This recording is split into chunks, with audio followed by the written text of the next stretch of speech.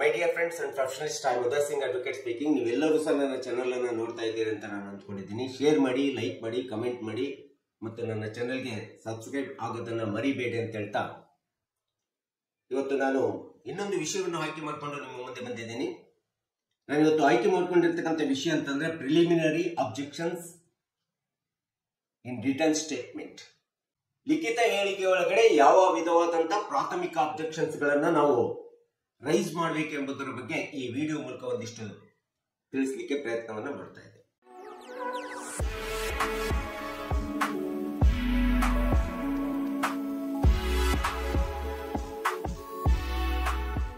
ಯಾವುದೇ ಒಂದು ಸಿವಿಲ್ ದಾವೆಯನ್ನ ವಾದಿ ಹಾಕಿದಂತ ಸಂದರ್ಭದೊಳಗಡೆ ಪ್ರತಿವಾದಿಯಾದಂತವರು ಮೊಟ್ಟ ಮೊದಲನೇದಾಗಿ ತಮ್ಮ ಲಿಖಿತ ದಾವೆ ಒಳಗಡೆ, ಲಿಖಿತ ಹೇಳಿಕೆ ಒಳಗಡೆ ಯಾವ ವಿಧವಾದಂತ ಅಬ್ಜೆಕ್ಷನ್ಸ್ ಗಳನ್ನ ಪ್ರಾಥಮಿಕ ಅಬ್ಜೆಕ್ಷನ್ಸ್ ಅಂತೇಳಿ ರೈಸ್ ಮಾಡಬೇಕೆಂಬತಕ್ಕಂಥದ್ದನ್ನ ಬಹಳ ಮಹತ್ವಪೂರ್ಣವಾಗಿ ನಾವು ತಿಳ್ಕೋಬೇಕಾಗಿದೆ.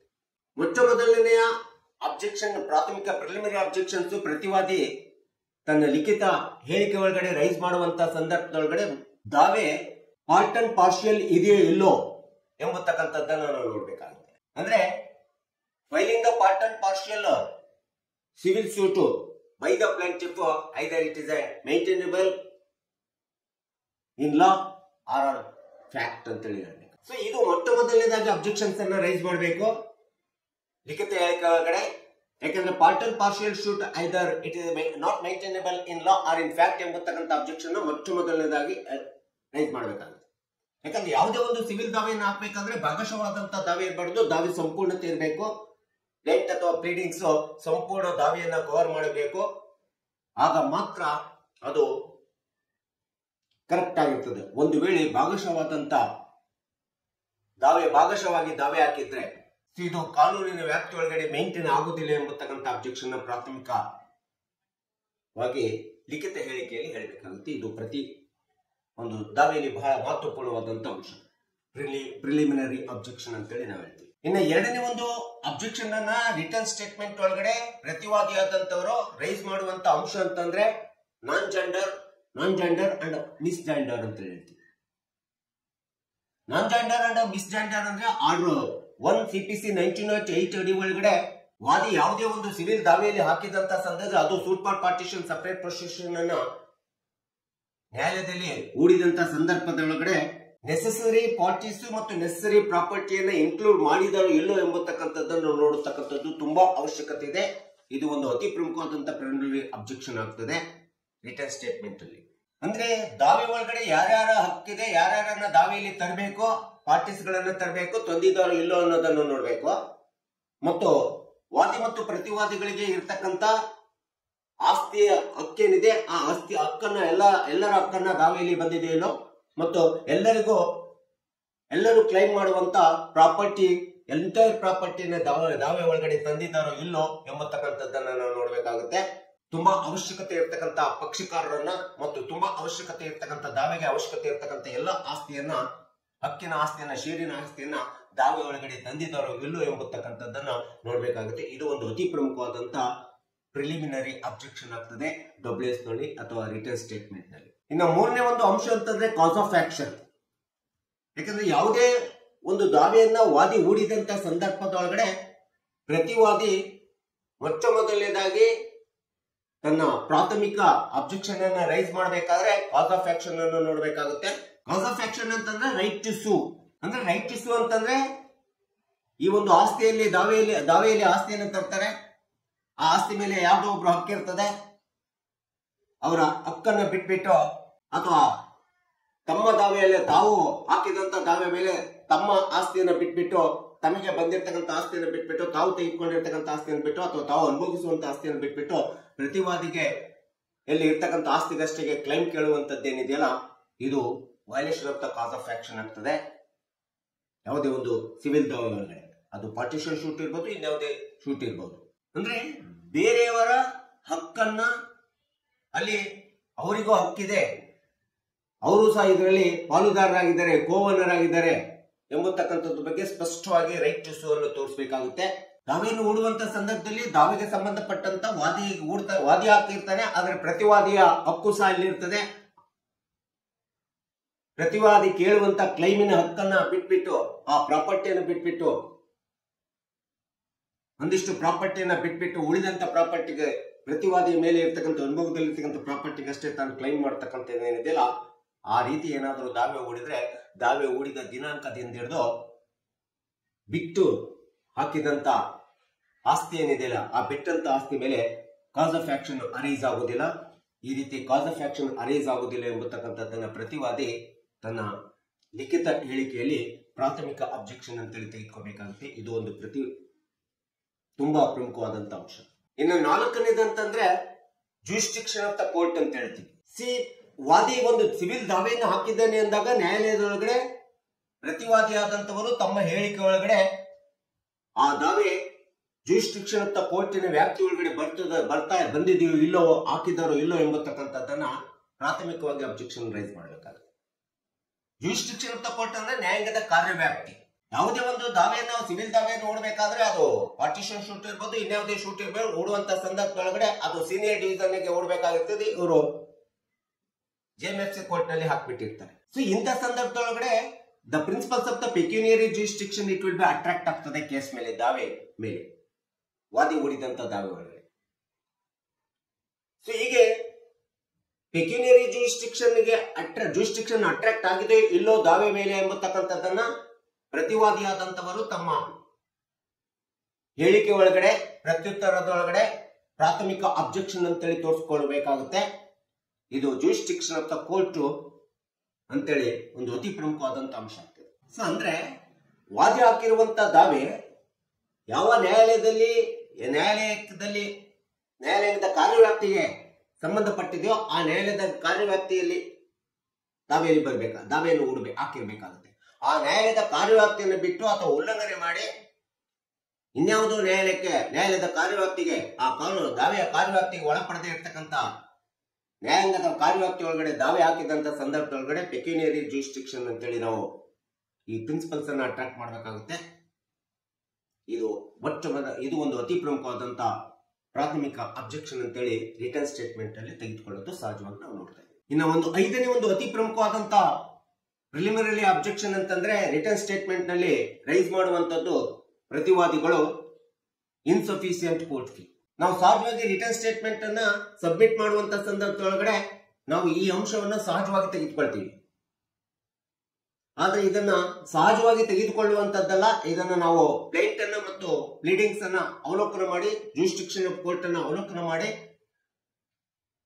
ನಾವು ಇದನ್ನ ಇನ್ಸಫಿಸಿಯಂಟ್ ಕೋರ್ಟ್ ಫೀ ಅಬ್ಜೆಕ್ಷನ್ಸ್ ಅನ್ನ ಪ್ರಾಥಮಿಕವಾಗಿ ರೈಸ್ ಮಾಡಬೇಕಾಗುತ್ತೆ. ಇದು ಪ್ರಿಲಿಮಿನರಿ ಇಶ್ಯೂ ಆಗ್ತದೆ ನ್ಯಾಯಾಲಯದಲ್ಲಿ.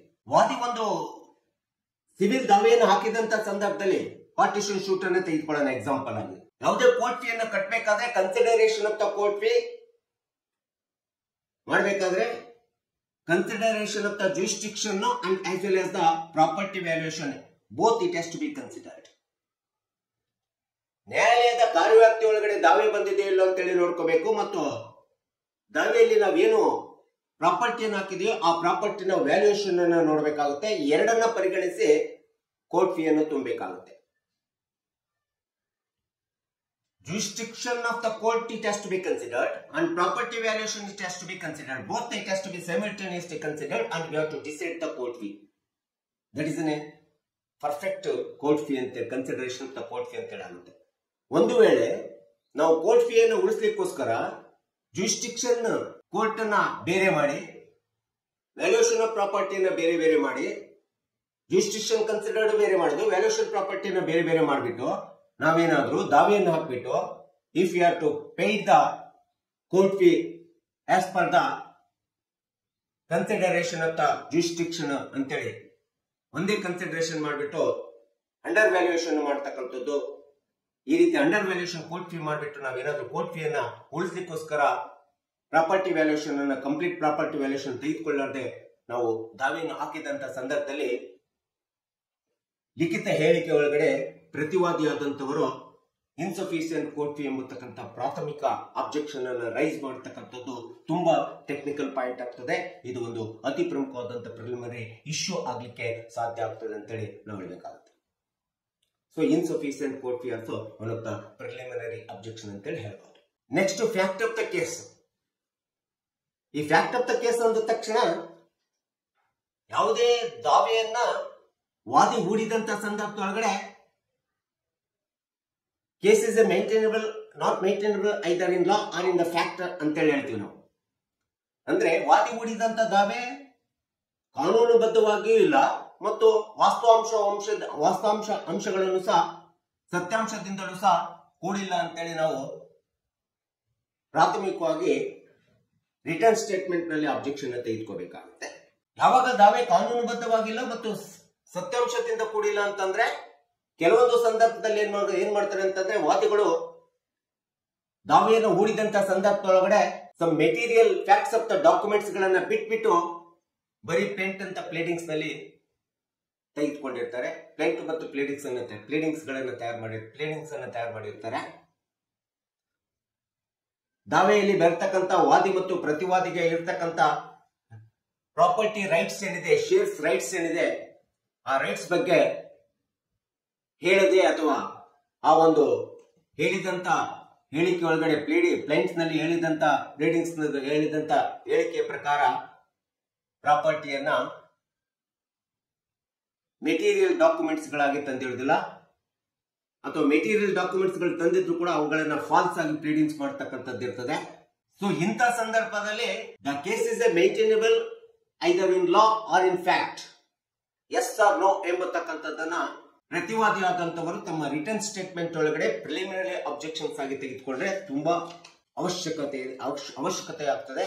ಇದು ಮಹತ್ವಪೂರ್ಣವಾದಂತಹ ಅಂಶ ಅಂತೇಳಿ ನಾವು ಹೇಳಬೇಕಾಗುತ್ತೆ. ಇನ್ನು ಲಾಸ್ಟ್ ಬಟ್ ನಾಟ್ ಲೀಸ್ಟ್ ಅತಿ ಪ್ರಮುಖವಾದಂತ ಇನ್ನೊಂದು ಪ್ರಾಥಮಿಕ ಅಬ್ಜೆಕ್ಷನ್ ರಿಟರ್ನ್ ಸ್ಟೇಟ್ಮೆಂಟ್ ಅಲ್ಲಿ ಪ್ರತಿವಾದಿ ತೆಗೆದುಕೊಳ್ಬೇಕಾಗಿರ್ತಕ್ಕಂಥದ್ದಂದ್ರೆ ಸ್ಪೆಸಿಫಿಕೇಶನ್ ಆಫ್ ದ ಪ್ಲೀಡಿಂಗ್ಸ್ ಅಂತೇಳಿ ಹೇಳ್ಬೋದು ಅಥವಾ ಸ್ಪೆಸಿಫಿಕೇಶನ್ ಆಫ್ ದ ಪ್ಲೀಡಿಂಗ್ಸ್ ಅಂತೇಳಿ ನಾವು ಹೇಳ್ತೀವಿ. ವಾದಿ ತನ್ನ ಪ್ಲೇಂಟ್ ಅನ್ನ ತಯಾರು ಮಾಡುವಂತ ಸಂದರ್ಭದಲ್ಲಿ ತನ್ನ ಪ್ಲೀಡಿಂಗ್ಸ್ ಅನ್ನ ಹೇಳುವಂತ ಸಂದರ್ಭದೊಳಗಡೆ ಪ್ಲೇಂಟಿನ ಒಳಗಡೆ ಎಂಟೈರ್ ಪ್ಲೀಡಿಂಗ್ಸ್ ಏನಿದೆಯಲ್ಲ it must be the clear and it should be the specifically it has to be plead. ಎಲ್ಲ ದಾವೆ ಒಳಗಡೆ ಎಲ್ಲ ತನ್ನ ರೈಟ್ಸ್ ಇರ್ಬೋದು ಅಥವಾ ತನ್ನ ಪ್ರಾಪರ್ಟೀಸ್ ಇರ್ಬೋದು, ನೆಸರಿ ಪಾರ್ಟೀಸ್ ಇರ್ಬೋದು, ಜಿನಾಲಜಿ ಇರ್ಬೋದು, ಇದೆಲ್ಲದನ್ನ ಸ್ಪಷ್ಟವಾಗಿ ನಿಶ್ಚಯವಾಗಿ ಖಚಿತತೆಯಿಂದ ಸ್ಪೆಸಿಫಿಕ್ ಆದಂತ ಪ್ಲೀಡಿಂಗ್ಸ್ ಅನ್ನ ವಾದಿ ಮಾಡಬೇಕಾಗುತ್ತೆ. ಒಂದು ವೇಳೆ ಈ ಸ್ಪೆಸಿಫಿಕೇಶನ್ ಆಫ್ ದ ಪ್ಲೀಡಿಂಗ್ಸ್ ಅನ್ನ ವಾದಿ ತನ್ನ ದಾವೆ ಒಳಗಡೆ ತಂದಿಲ್ಲ ಅಂದ ತಕ್ಷಣ ಇಡೀ ಪ್ಲೇಂಟ್ ಅನ್ನು ಓದಿದ ಮೇಲೆ ಗೊತ್ತಾಗ್ತದೆ ಪ್ರತಿವಾದಿಯಾದಂತವರು ತಮ್ಮ ರಿಟರ್ನ್ ಸ್ಟೇಟ್ಮೆಂಟ್ ಒಳಗಡೆ WS ಒಳಗಡೆ ಈ ಒಂದು specification of the pleadings not pleaded in the plaint ಅಂತೇಳಿ by the plaintiff in the plaint ಅಂತೇಳಿ ನಾವು ಪ್ರಿಲಿಮಿನರಿ ಅಬ್ಜೆಕ್ಷನ್ಸ್ ಅಂತೇಳಿ ತೆಗೆದುಕೊಂಡಾಗ ತುಂಬಾ ಪ್ರತಿವಾದಿಗೆ ಅನುಕೂಲ ಆಗ್ತದೆ. ಸೊ ಈ ರೀತಿಯಾದಂತ ಈ ಎಲ್ಲ ಪ್ರಾಥಮಿಕ ಅಬ್ಜೆಕ್ಷನ್ಸ್ ಗಳನ್ನ ರಿಟರ್ನ್ ಸ್ಟೇಟ್ಮೆಂಟ್ ನಲ್ಲಿ ಪ್ರತಿವಾದಿ ತೆಗೆದುಕೊಂಡಂತ ಸಂದರ್ಭದೊಳಗಡೆ ಮಾನ್ಯ ನ್ಯಾಯಾಲಯ ಈ ಎಲ್ಲ ಅಂಶಗಳನ್ನ ಪ್ಲೇಂಟ್ ನಲ್ಲಿ ಅಥವಾ ಪ್ಲೇಡಿಂಗ್ಸ್ ನಲ್ಲಿ ಸರಿಯಾಗಿ ಬಂದಿಲ್ಲ, ಕಾನೂನು ಉಲ್ಲಂಘನೆ ಆಗಿದೆ ಅಥವಾ ವಾದಿಯ ದಾವೆಯ ಪ್ಲೇಂಟ್ ಮತ್ತು ಪ್ಲೀಡಿಂಗ್ಸ್ ದೋಷಪೂರಿತವಾಗಿದೆ, ಕಾನೂನಿನ ದೋಷಪೂರಿತವಾಗಿದೆ ಅಥವಾ ಫಾಲ್ಸ್ ಪ್ಲೀಡಿಂಗ್ಸ್ ಆಗಿದೆ, ಫ್ರಾಡ್ ಪ್ಲೀಡಿಂಗ್ಸ್ ಮಾಡಿದ್ದಾರೆ, ಫಾಲ್ಸ್ ಅಥವಾ ಫ್ರಾಡ್ ಆಗಿದೆ ಪ್ಲೀಡಿಂಗ್ಸ್ ಅಂತೇಳಿ ಗೊತ್ತಾದಂತ ಸಂದರ್ಭದಲ್ಲಿ, ಸ್ಪೆಸಿಫಿಕ್ ಆಗಿ ಪ್ಲೀಡಿಂಗ್ಸ್ ಆಗಿಲ್ಲ ಅಂತೇಳಿ ಗೊತ್ತಾದಂತ ಸಂದರ್ಭದಲ್ಲಿ ಮಾನ್ಯ ನ್ಯಾಯಾಲಯ ಎಲ್ಲ ದೋಷಪೂರಿತವಾದಂತ ಕಾನೂನಿನ ಉಲ್ಲಂಘನೆ ವಾದಿಯ ದಾವೆಯಲ್ಲಿ ಆಗಿದೆ ಅಂತೇಳಿ ಕಂಡು ಬಂದಂತ ಸಂದರ್ಭದಲ್ಲಿ ಎಲ್ಲ ದೋಷಗಳ ಆಧಾರದ ಮೇಲೆ ಸಹಜವಾಗಿ ವಾದಿಯ ಪ್ಲೇಂಟ್ ಅನ್ನ ರಿಜೆಕ್ಟ್ ಮಾಡಬಹುದು ಅಥವಾ ಕೇಸನ್ನು ಕೂಡ ಡಿಸ್ಮಿಸ್ ಮಾಡುವಂತ ಅವಶ್ಯಕತೆ ನಾವು ಇರ್ತದೆ ಅಂತೇಳಿ ನಾವು ಹೇಳಬೇಕಾಗುತ್ತೆ. ಸೊ ಹೀಗಾಗಿ ಈ ಒಂದು ರಿಟರ್ನ್ ಸ್ಟೇಟ್ಮೆಂಟ್ ಒಳಗಡೆ ಪ್ರತಿವಾದಿಯಾದಂತವರು ಯಾವುದೇ ಒಂದು ಸಿವಿಲ್ ದಾವೆಯಲ್ಲಿ ಎಲ್ಲ ಅಂಶಗಳನ್ನ part and partial shoot file ಆಗಿರ್ತಕ್ಕಂಥದ್ದು ಇರ್ಬೋದು, ಕಾಸ್ ಆಫ್ ಆಕ್ಷನ್ ಇರ್ಬೋದು, ನಾನ್ ಜಾಯಿಂಡರ್ ಮಿಸ್ ಜಾಯಿಂಡರ್ ಇರ್ಬೋದು, ಜೂರಿಸ್ಡಿಕ್ಷನ್ ಆಫ್ ದ ಕೋರ್ಟ್ ಇರ್ಬೋದು, insufficient of the court fee ಇರ್ಬೋದು, specific of the pleadings in case ಇರ್ಬೋದು ಅಥವಾ ಫ್ಯಾಕ್ಟ್ ಆಫ್ ದ ಕೇಸ್ ಇರ್ಬೋದು. ಎಲ್ಲ ಅಂಶಗಳನ್ನ ಪ್ರಾಥಮಿಕ ಪ್ರಿಲಿಮಿನರಿ ಅಬ್ಜೆಕ್ಷನ್ಸ್ ಅಂತೇಳಿ ಪ್ರತಿವಾದಿ ಆದಂತವರು ರಿಟರ್ನ್ ಸ್ಟೇಟ್ಮೆಂಟ್ ನಲ್ಲಿ ತೋರಿಸ್ಕೊಡ್ತಕ್ಕಂಥದ್ದು ತುಂಬಾ ಅವಶ್ಯಕತೆ ಇದೆ. ಈ ರೀತಿ ತೋರಿಸಿಕೊಟ್ಟಂತಹ ಸಂದರ್ಭದಲ್ಲಿ ವಾದಿಯ ದಾವೆ ನಿಲ್ಲೋದು, ಕಾನೂನಿನ ವ್ಯಾಪ್ತಿ ಒಳಗಡೆ ನಿಲ್ಲೋದು ಕಷ್ಟ ಆಗ್ತದೆ, ನ್ಯಾಯದ ವ್ಯಾಪ್ತಿಯಲ್ಲಿ ನಿಲ್ಲತಕ್ಕಂಥದ್ದು ಕಷ್ಟ ಆಗ್ತದೆ. ಅಂತ ಸಂದರ್ಭದಲ್ಲಿ ಪ್ಲೇಂಟ್ ರಿಜೆಕ್ಷನ್ ಆಗುವುದರ ಜೊತೆಗೆ ಸೋಮೋಟೋ ರಿಜೆಕ್ಷನ್ ನ್ಯಾಯಾಲಯ ಮಾಡಬಹುದು ಪ್ಲೇಂಟ್ ಅನ್ನ, ಅಥವಾ ಕೇಸನ್ನ ಡಿಸ್ಮಿಸ್ ಮಾಡಲಿರ್ತಕ್ಕಂಥ ಒಂದು ಪರಿಸ್ಥಿತಿ ನಿರ್ಮಾಣ ಆಗ್ತದೆ ಎಂಬತಕ್ಕಂಥದ್ದನ್ನ ಈ ಒಂದು ಪ್ರಿಲಿಮಿನರಿ ಅಬ್ಜೆಕ್ಷನ್ಸ್ ರಿಟರ್ನ್ ಸ್ಟೇಟ್ಮೆಂಟ್ ನಲ್ಲಿ ನಾವು ತಿಳ್ಕೊಬಹುದಾಗಿದೆ. ಸೊ ಈ ರೀತಿಯಾದಂತಹ ಒಂದು ಪ್ರಾಥಮಿಕ ಅಬ್ಜೆಕ್ಷನ್ ಅನ್ನ ರಿಟರ್ನ್ ಸ್ಟೇಟ್ಮೆಂಟ್ ನಲ್ಲಿ ಕೊಡತಕ್ಕಂಥದ್ದು ಪ್ರತಿವಾದಿಗಳಿಗೆ ತುಂಬಾ ಅವಶ್ಯಕತೆ ಇದೆ ಎಂಬತಕ್ಕಂಥದ್ದನ್ನ ಈ ಒಂದು ವಿಡಿಯೋ ಮೂಲಕ ನಾನು ಸಂಕ್ಷಿಪ್ತವಾಗಿ ನಿಮಗೆ ತಿಳಿಸ್ಕೊಟ್ಟಿದ್ದೀನಿ. ದಯವಿಟ್ಟು ನನ್ನ ವಿಡಿಯೋ ಇಷ್ಟ ಆಗಿದ್ರೆ ಮತ್ತು ನನ್ನ ಚಾನಲ್ ಅನ್ನು ಇಷ್ಟಪಟ್ಟಿದ್ರೆ ಶೇರ್ ಮಾಡಿ, ಲೈಕ್ ಮಾಡಿ, ಕಮೆಂಟ್ ಮಾಡಿ ಮತ್ತು ನನ್ನ ಚಾನಲ್ಗೆ ಸಬ್ಸ್ಕ್ರೈಬ್ ಆಗೋದನ್ನ ಮರಿಬೇಡಿ ಅಂತ ಹೇಳ್ತಾ ಇವತ್ತಿನ ವಿಷಯಕ್ಕೆ ವಿರಾಮ ಹೇಳ್ತೀನಿ. ಇನ್ನೊಂದು ವಿಷಯ ಅಂತ ಇಟ್ಕೊಂಡು ನಿಮ್ಮ ಮುಂದೆ ಬರ್ತೀನಿ. ಜೈ ಹಿಂದ್, ಜೈ ಕರ್ನಾಟಕ.